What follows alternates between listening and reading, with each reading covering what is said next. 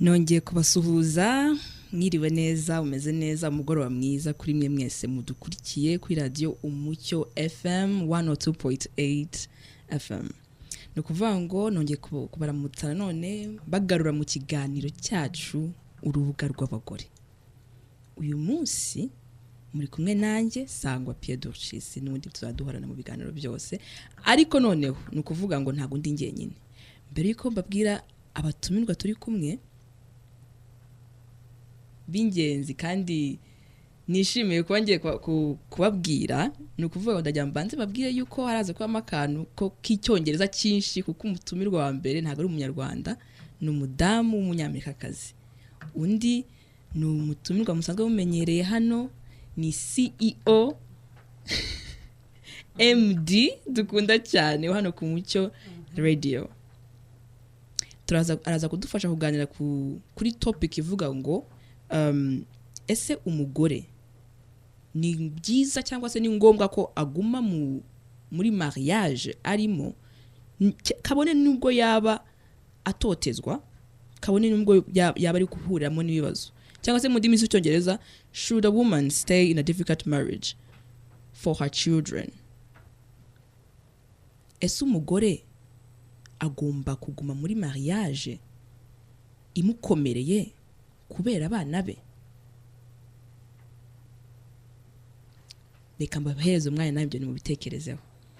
Rero reka mbanze noneho mbwire umutumirwa wacu hanze nawe mbanze mwinjize mu kiganiro kugira ngo yumve yuko turi kumwe.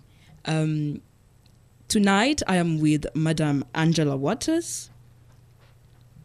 Angela, can you hear me? Hi Angela, I can hear you very well. Oh, great. So I was introducing people to you. Okay.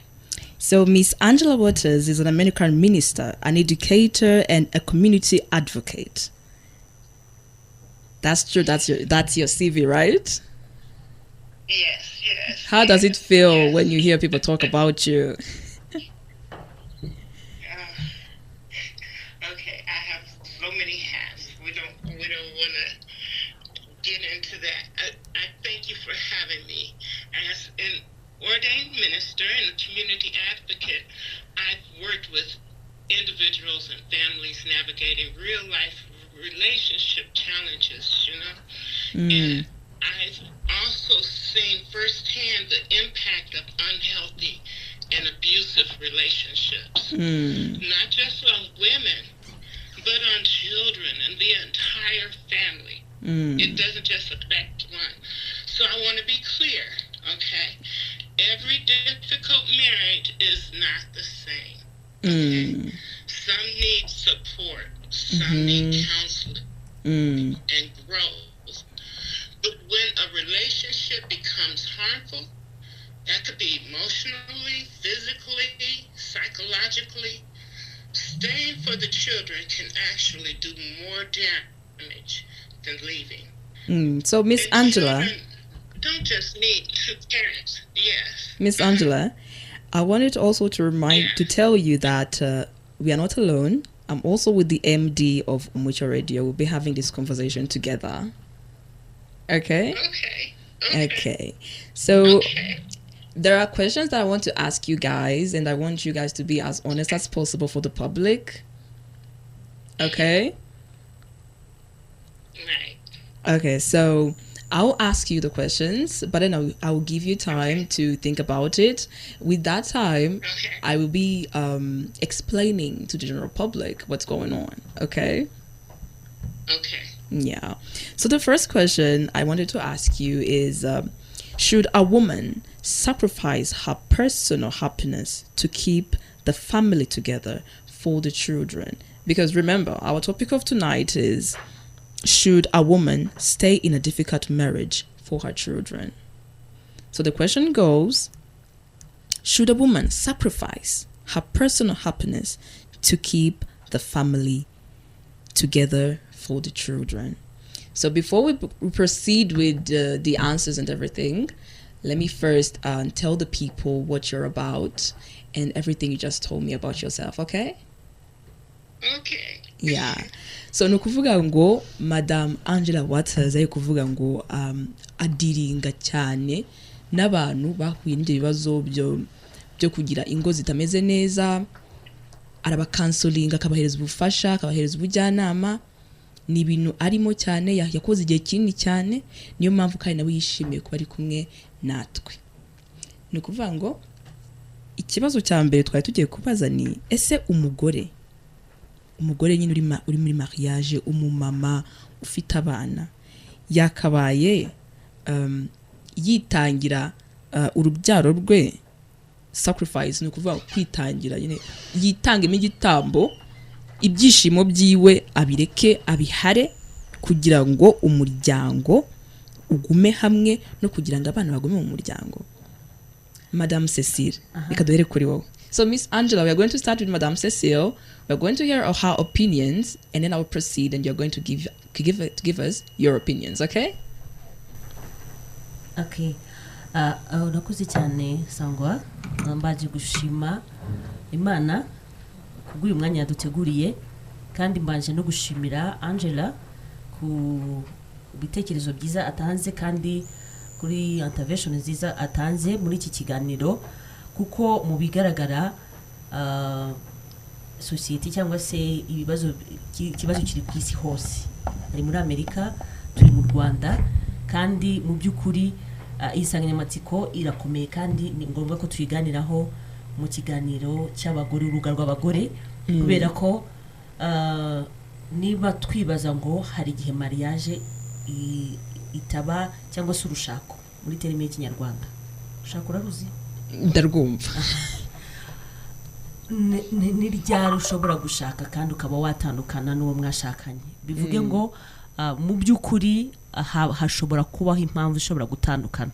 Iyo mpamvu yabaye cyangwa se impamvu yabaye kutumvikana, mukaba utari kumvikana n'uwo mwashakanye. Turi kugaruka ku mugore, kuko bishoboka ko ushobora kutumvikana n'umugabo mwashakanye, kuko turi muri mu kiganiro urubuga rw'abagore. Birashoboka ko habaho impamvu ishobora gutuma uwo mugabo mwashakanye mutumvikana. Impamvu ni nyinshi, kandi suko ngo birashoboka, bijya binashoboka, kandi biranashoboka tukabibona muri societe yacu. Ubwo ndavuga mu Rwanda, sometimes usanga rimwe na rimwe hari n'ahandi hantu izo mpamvu zigaragara. Akaba ariyo mpamvu ndi kugaruka mvuga ngo niba iyo mpamvu ibayeho, umugore aritwara gute? Ni gute ngiye kwitwara muri situation ibayeho mu gihe ntumvikana n'umugabo kandi twarabyaranye? Umugore wabyaye abana, akaba afite umwana umwe cyangwa babiri cyangwa batatu, yarabyaranye n'umugabo, kandi akabona ko mariage, twakomeje gukoresha terme ya mariage idakunda. Ni iki nakora? Ni gute nakwitwara? Topic iravuga ngo ese koko birashoboka ko uwo mugore akuriye kuguma muri mariage cyangwa se akomeje kuguma mu rushako, kandi bitameze neza akomeze gufata kubera abana? Ni kibazo. Ku ruhande rumwe biragoye kubwira uyu muntu ngo guma hariya, ashobora no gupfa. Ahari ibyishimo bye, kuko turimo turavuga se ahari ego ahari ibyishimo bye, umunezero we, ariko buriya tunarebye n'umunezero bo wagiye. Kuko niba ushakanye n'umuntu, ugashakana n'umugabo wawe, bikaba hari ibyo mutumvikanye, bivuga ngo hari ibyishimo byagiye. Noneho uyu munsi urimo kubaho nabi, ariko uri kumwe n'abana. Reka tubanze turebe values y'umwana ku buzima bw'umugore. Ndashaka kugaruka aha hantu, kuko wowe mama, turi kuganira n'abagore n'abazaba abagore, abakobwa, ababaye abagore bakaba ari abakecuru, ari abagore b'ibikwerere Kinyarwanda, ari abagore amazina atandukanye mu kigero bagezemo. Bishatse kuvuga ngo relationship iri hagati yawe no bebe cyangwa se n'umwana, niyo yabakuze, umubyeyi wabyaye y'amezi 9 ugenda n'umwana, hari igihango mufitanye psychologically. Umuntu utwaye ayo mezi 9, uyu munsi ugiye kumusiga bitewe n'iki? bitewe nuko utabanye n'umugabo none ugiye ku navuga ngo guhara ibyishimo byawe ukamusiga cyangwa se kuba niba navuga ngo wakwinezeza ugasiga uwo mwana ntago numva uwo munezero uhari naho uhari kuko uwo muntu mufitanye igihango gikomeye mu kinyarwanda baravuga ngo akaburane kaboneke ni nyina umuntu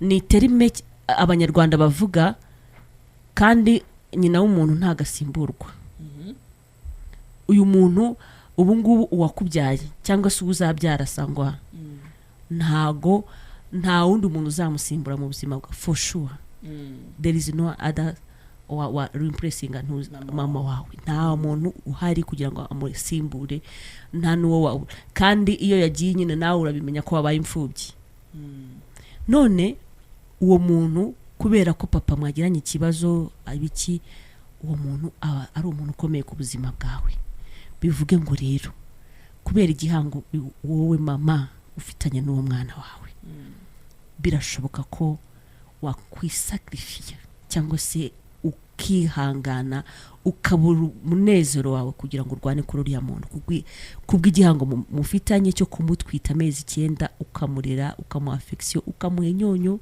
ukamuha ibere kuko buriya psychologiquement umwana aratashe cyane kuri mama nibyo noneho rero kuvuga ngo uramutaka aragutaye cyangwa se sacrifice asa naho ayiretse ni ikintu gikomeye ku buzima bwawe ni na frustration ikomeye ku buzima bwawe kumva ngo mama yagutaye cyangwa se mama yakuretse cyangwa se yinesheje yagiye mu bindi wowe yakwirengagije buriya